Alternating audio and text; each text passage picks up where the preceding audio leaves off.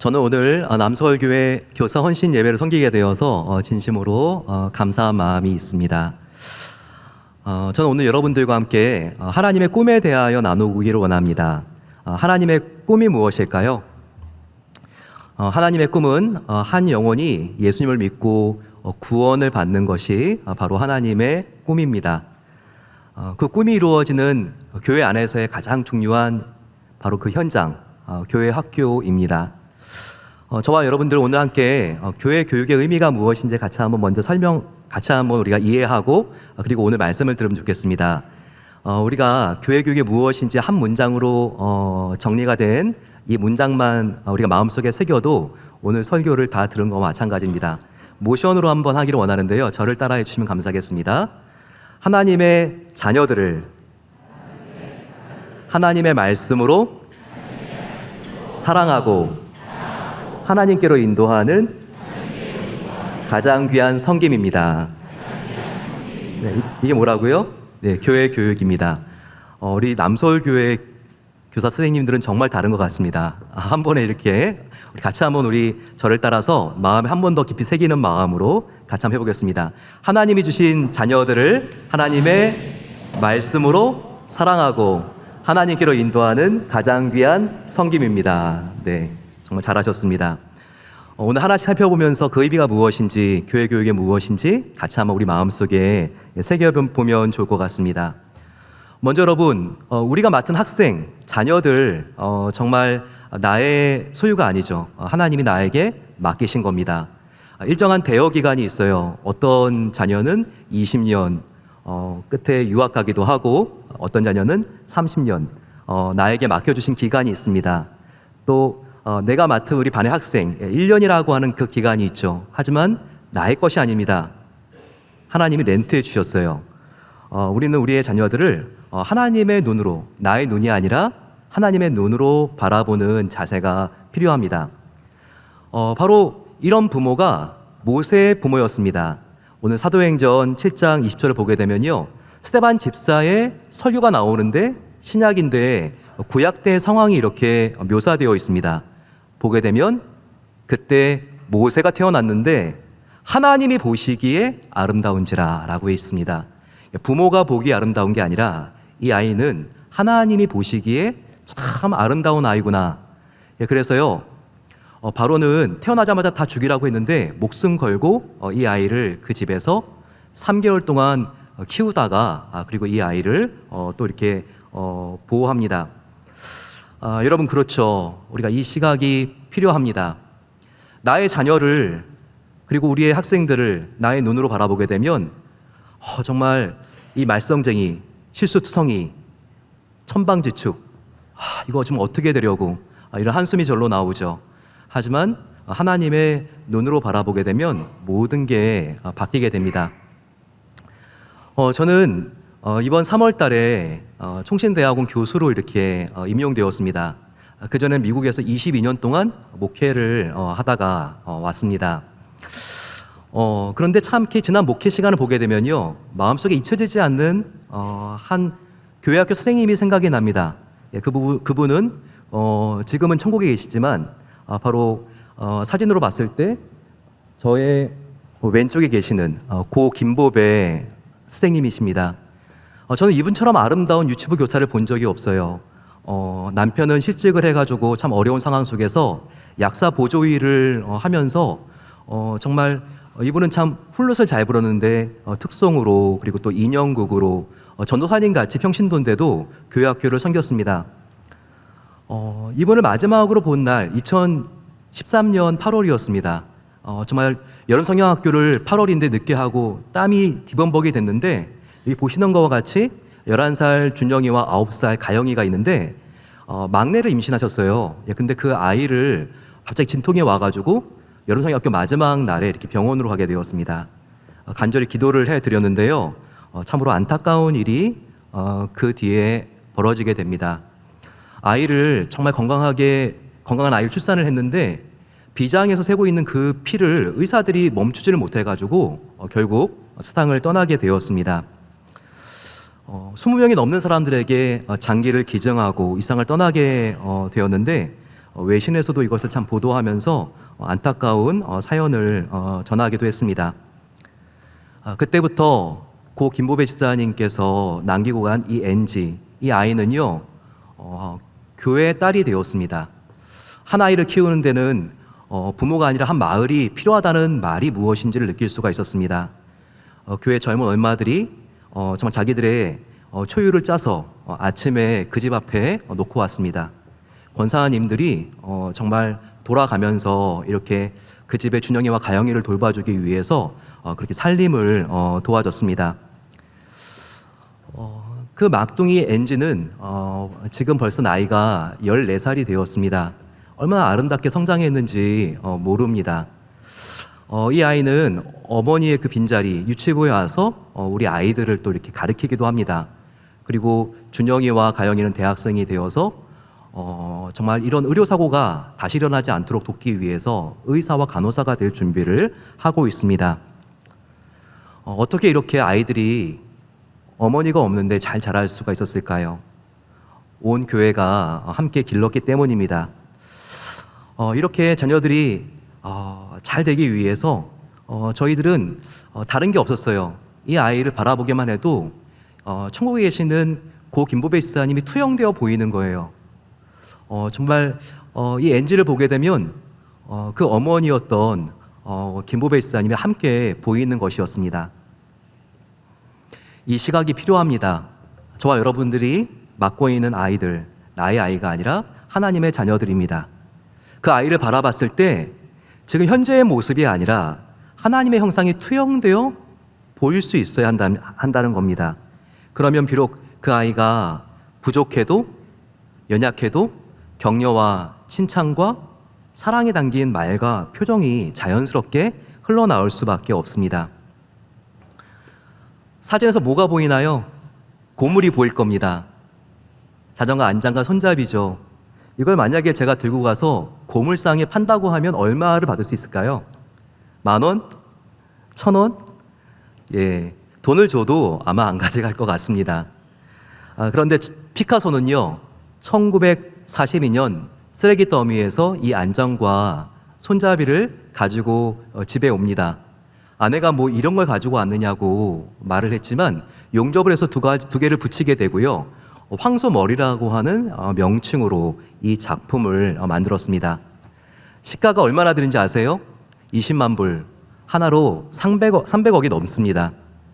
왜 제가 만들면 이것은 10,000원, 1,000원, 아니 돈을 주고 팔아야 되고 피카소가 만들면 300억이 넘는 것일까요? 다른 게 아니죠. 피카소가 피카소입니다. 피카소가 만든 작품이기 때문에 그런 거죠. 바로 이것입니다. 우리의 자녀가 반목회를 하는데 우리의 학생들이 아무리 미흡하고 부족하고 장애가 있다 할지라도 바로 이 아이를 만드신 분이 하나님이시기 때문에 무한한 가치를 갖게 되는 것입니다. 저와 여러분들은 내 자신과 그리고 우리 옆에 있는 다른 동료 선생님들과 우리의 자녀들 학생들을요, 나의 맨눈이 아니라 하나님을 투영해서 하나님의 자녀라는 그와 같은 확신을 가지고 나아갈 때 우리는 바르게 이 아이를 기를 수가 있습니다. 여러분, 저를 한번 따라해 보시겠습니까? 나는 하나님의 걸작품입니다. 옆에 있는 분 바라보시면서 당신은 하나님의 불후의 명작이에요. 같이 한번 칭찬해 드리겠습니다. 당신은 하나님의 불후의 명작입니다. 네. 정말 천년에 한 번 나올까 말까한 불후의 명작입니다. 네.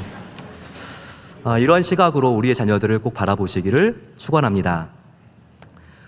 두 번째, 우리의 자녀들을요, 뭐라고 했어요? 사랑하는데 하나님의 말씀으로 사랑하고라고 했습니다. 여러분, 이 성경책은 보통 책이 아니죠. 우리가 학술지를 보통 쓰게 되면요, 5명의 저자가 동시대에 같은 주제를 가지고 쓴다 할지라도 내용이 다 상충되고 서로 간에 대립되는 경우들이 있습니다. 하지만 성경은요, 무려 1600년 동안 40명이 넘는 저자가 썼습니다.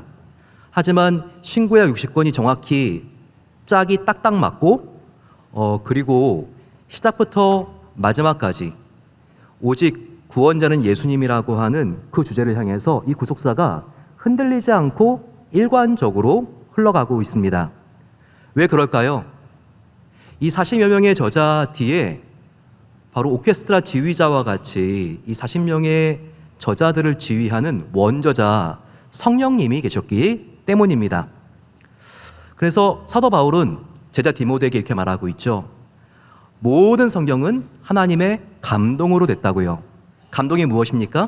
하나님의 호흡, 바로 성령의 영감으로 되었다는 것입니다. 그러니 이 성경은 어떻습니까? 운동력이 있습니다. 살아 역사하죠. 그리고 활력이 있어 정말 우리의 가장 깊은 곳, 혼과 영과 관절과 골수를 찔러 쪼개기까지 하죠. 우리를 변화시키는 힘이 있다는 것입니다. 근데 이상한 점이 있습니다. 참 이상하지 않나요? 말씀은 운동력이 있는데 왜 우리는 활력을 잃었을까요? 왜 말씀은 살았는데 우리는 자꾸 죽은 것 같이 느껴질까요? 왜 정말 하나님 말씀은 변화시키는 능력인데 그 힘은 우리에게서 증발되고 없어진 것일까요? 그 이유가 무엇일 것 같습니까? 바로 그것은 하나님의 말씀과 우리의 변화 사이에 중요한 연결고리가 빠졌기 때문이에요. 두 개의 톱니바퀴가 있는데 그 사이에 체인이 빠진 거예요. 바로 이 연결고리, 체인이 무엇일까요? 바로 그것은 진실한 사랑입니다. 오늘날 교육 현장의 문제가 무엇인지 아십니까? 지식의 부족이 아니에요. 사랑의 결핍이 문제인 것입니다. 시대가 지날수록 말세와 가까워질수록 사랑은 점점 증발되고 약해지고 없어진다고 분명히 성경은 우리에게 경고하고 있습니다. 디모데후서 3장 말씀과 특별히 사랑장 고린도서 13장을 비교하게 되면 이 사실을 알 수 있어요. 말세가 될수록 사랑은 줄어들고 약해지고 소멸된다. 이것을 우리에게 보여줍니다. 지금 보여주고 있는 이 말씀은요, 마치 데칼코마니를 대칭적으로 이렇게 펼쳐놓은 것과 같이 말세 때는 어떤 현상이 일어나는가, 그리고 완전한 사랑이 무엇인가, 이 두 가지를 서로 대칭적으로 보여주고 있는 구조입니다. 근데 흥미로운 것은 내용은 반대라는 것이죠. 여러분, 한번 이것을 보시기 바랍니다.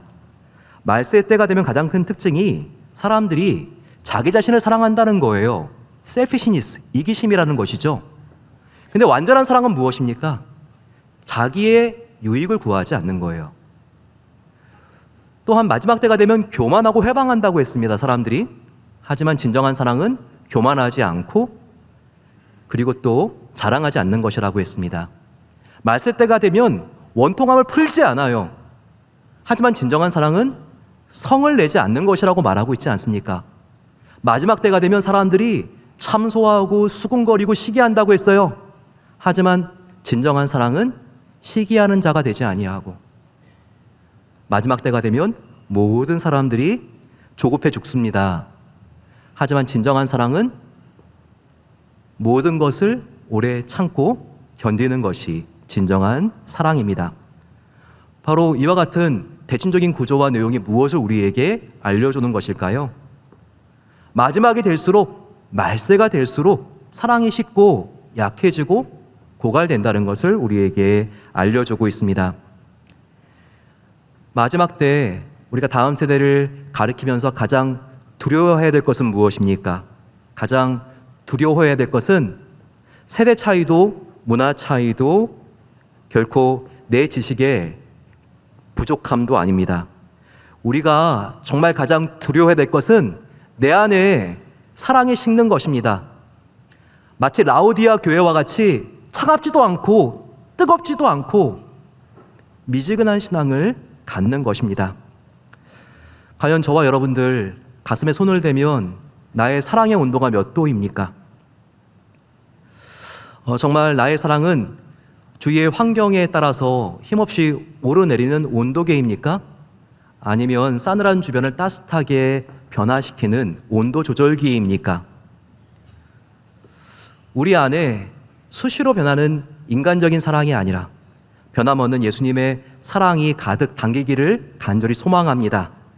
그래서 환경에 지배받는 온도계 같은 사랑을 넘어서 예수님의 찐 사랑으로 주위를 진정으로 변화시키는 온도 조절계 같은 사랑으로 살게 되시기를 간절히 소망합니다. 하나님이 주신 자녀들을 하나님의 말씀으로 사랑하고, 마지막입니다. 바로 이것은 바로 하나님께로 우리가 다음 세대를 인도하는 것까지 나아가야 합니다. 우리 교사들이 함께 추구해야 될 모델이 있습니다. 바로 그것은 인카네이셔널 티처스 모델이라고 해서 성육신적 모델입니다. 바로 이 말씀은요, 빌립보서 2장에서 낮아지신 그리스도, 그리고 에베소서 2장에 올라가신 그리스도, 이와 같은 쌍방향, 아래로 내려오고 위로 올라가는 방향성이 있는 교육을 말합니다. 먼저 저와 여러분들은요, 자기를 낮추시고 비우시고 종이 되시고 죽기까지 내려오신 그 예수님과 같이 저와 여러분들은 낮아져야 됩니다. 그래서 우리 학생들과 자녀들의 관심, 필요, 문화, 그 아이들의 발달 수준, 눈높이까지 우리가 내려가는 겸손함과 사랑이 먼저 있어야 된다는 거예요. 여기 계신 분들은 뭐로 소통합니까? 이메일, 카카오톡, 페이스북. 근데 자녀들은 지금 뭘로 소통하고 있죠? 여러분들, 틱톡, 노블록스, 또 뭡니까 여러분들? 제페토, 샌로그, 숄츠, 릴즈, 인스타 DM. 여러분들, 우리 아이들은요, 마치 가상현실을 아바타로 실제와 같이 돌아다니고 있는 아이들입니다. 그 아이들은요, 이제 마우스도 어색해요. 다 터치 스크린입니다. 어른들은 이렇게 스마트폰을 가지고도요, 4개 정도, 5개 정도만 써도 많은 기능을 터치 스크린 하는 건데, 우리 아이들은 보통 20개에서 25개의 터치 스크린으로, 그 아이들은 정보를 입력해서 찾는 것이 아니라 터치로 찾고 있습니다. 물론 여러분, 저와 여러분들은 이 아이들을 따라잡는 것이 어려워요. 하지만 우리가 함께 계정을 만들어주고 그 아이들과 함께 소통하는 것만으로도요, 그 아이는 가성에서라도 마음을 엽니다. 우리가 안부를 물어주고 또 이렇게 기도해주고, 정말 우리가 그와 같이 낮아지는 것, 이 아이와 눈높이를 맞춰주는 것, 바로 그런 몸부림은 우리가 하나님이시지만 인간이 되신 예수님의 바로 그 성육신, 낮아지심을 따르는 정말 아름다운 겸손입니다. 근데 또 어떤 선생님들은요, 아이들의 세계로 들어갔더니 너무나 재밌어 심취하시는 분들이 계세요. 아이들보다 더 온라인 게임 열심히 하시고, 하지만 이렇게 아이들과 함께 딱지만 치고 구슬만 치는 그 수준에 머물러 있으면 안 되죠. 그 아이들 데리고요, 이제는 에베소서 2장과 같이 그리스도의 장성한 분량까지 이 아이들을 끌어올려야 됩니다. 에베소서 2장은 무엇이라고 말합니까? 하나님께서 죄로 죽은 우리들을 그리스도와 함께 살리시고 함께 일으키시고 하늘의 보좌까지 올리시고 앉으신다는 말씀을 하고 있지 않습니까? 저와 여러분들, 정말 우리의 자녀들의 수준까지 내려갔다면 그 아이들을 정말 그리스도의 장성한 분량, 그곳까지 인도할 수 있는 성숙한 교사가 되시기를 간절히 축원합니다. 1040 윈도는 성교에 관심이 있는 분들은 다 들어봤을 겁니다. 위도 10도에서 40도까지 불교, 이슬람교, 또 힌두교, 미존도 종족들이 집중해 있다는 것이죠. 그래서 복음적인 교회들은요, 바로 이 1040 윈도 14시창에 선교사와 선교적인 모든 자원들과 비용들을 집중시키고 있습니다. 근데 여러분, 414 윈도라고 들어보셨나요? 414 윈도는요, 바로 루이스 부시 목사님께서 창안하신, 이것은 위도가 아니라 연령의 창입니다. 4살부터 14살까지가 가장 복음에 대해서 수용력이 높다는 것이죠. 이 나이는 어린이들, 청소년에 해당하는 나이입니다. 다른 연령들은요, 복음을 전하면 10%만 복음을 영접합니다. 하지만 이 연령은요, 복음을 한번 전하게 되면 10명 중에 9명이 예수님을 영접하는, 정말 놓쳐서는 안 되는 나이입니다. 신앙의 거장들도 보게 되면요, 다 414 윈도우, 그 창에 있을 때 예수님을 만난 사람들입니다. 나치가 자기 가족들을 다 죽였지만 용서했던 사랑의 화신 코리 텐본 여사, 5살 때 예수님을 영접했습니다. 또한 미국의 대각성 운동을 일으켰던 조나단 에드워드, 그는 7살 때 예수님을 전인격적으로 만났습니다. 순교로 초대교회를 지켜냈던 폴리캅, 그는 9살 때 회심했습니다. 또한 미국과 영국을 돌아다니면서 복음을 전했던 설교의 황태자, 정말 수십만 명을 주님께로 인도했던 찰스 스펄전 목사님은 14살 때 예수님을 만났습니다. 이렇게 한 명의 어린이와 청소년이 변할 때 바로 놀라운 한 시대의 변화가, 부흥이 일어나는 것입니다. 지금 보여주는 이 지도를 보게 되면요, 빨간색 그리고 주황색, 이 지역이 세계적으로 부흥이 일어나고 있는 지역이에요. 남미와 아프리카입니다.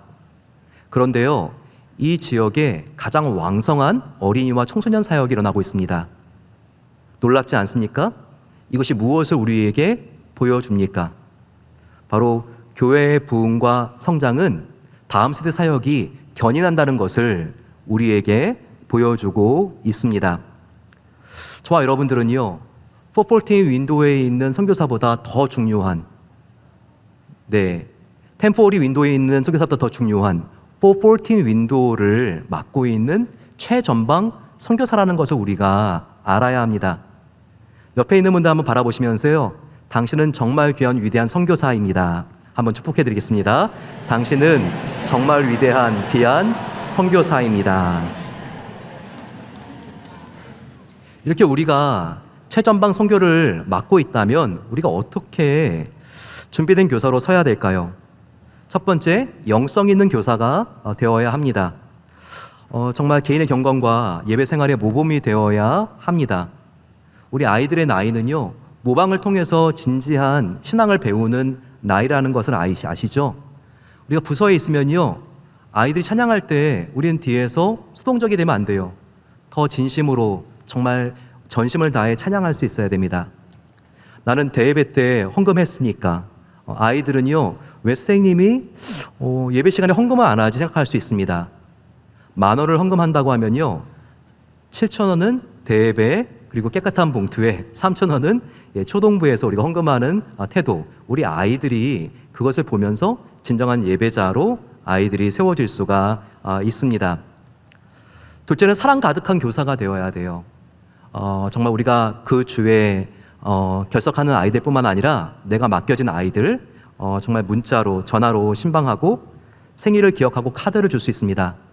한강 고수부지 가깝잖아요. 나가서 정말 1년에 한 번 정도는 그 아이들과 함께 걷던지 아니 자전거를 탈 수도 있겠죠. 또 영화극장도 갈 수 있을 겁니다. 이게 정말 중요해요. 그 아이들이 교회를 떠났다가도 이 아름다운 추억 때문에 다시 교회로 돌아오는 자성 역할을 하게 됩니다.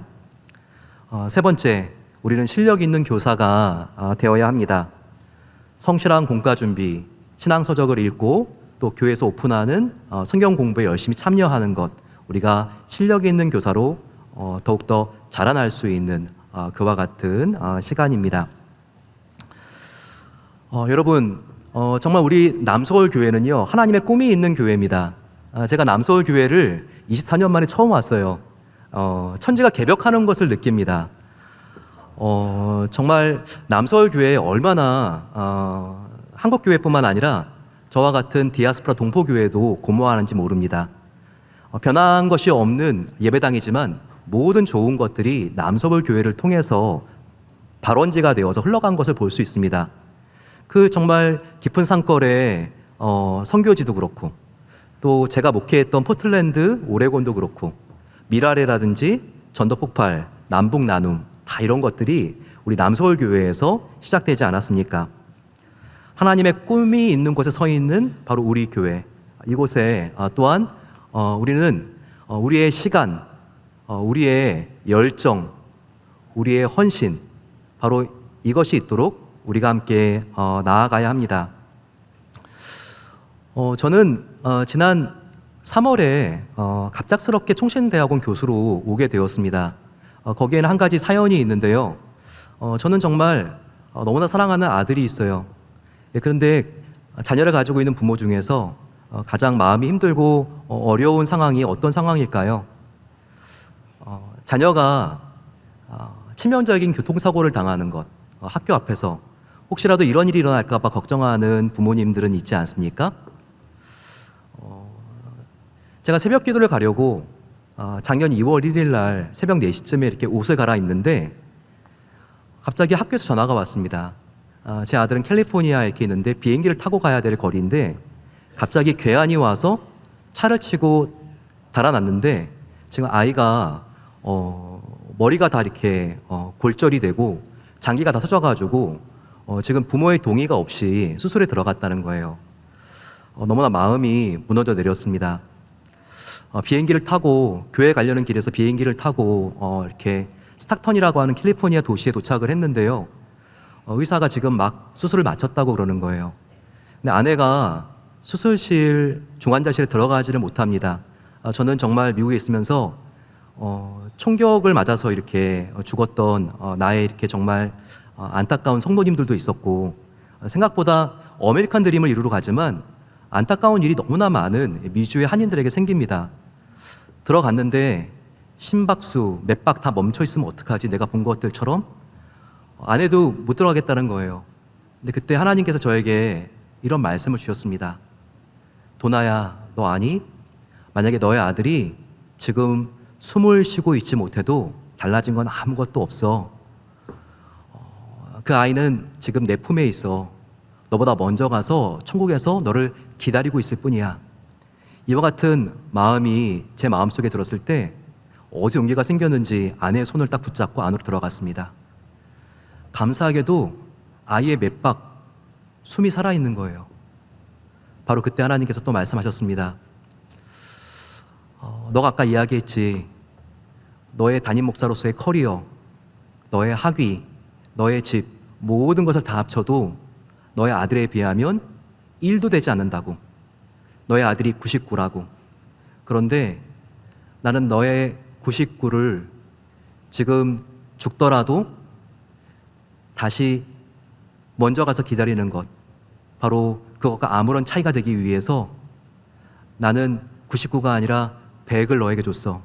하나밖에 없는 아들을 바로 너와 너의 아들 데니를 위해서 줬어. 이 마음이 들었을 때 저는 비로소 정말 하나님께서 하나밖에 없는 외아들을 주신 사랑이 무엇인지를 깨달을 수 있었습니다. 3분 내는 영상을 정말 이 사진을 제가 이렇게 어떻게 편집한 게 아닌데 저희 청년부 자매님이 만들어 주셨는데요. 잠깐 나누고 오늘 설교를 마치겠습니다.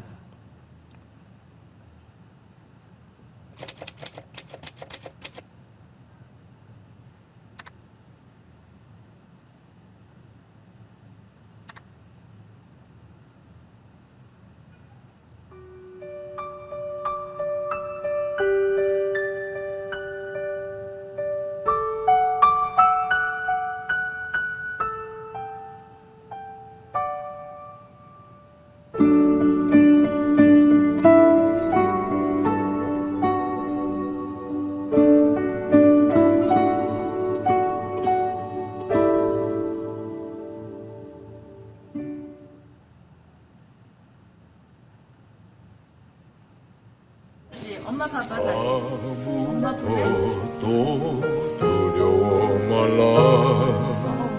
주 나의 하나님이 지켜주시네. 너무 수고 많았어. 아이, 놀라지 마라. 겁내지 마라. 주님 나를 지켜주시네. 내 마음이 힘에 겨워 지칠지라도 주님 나를 지켜주시네.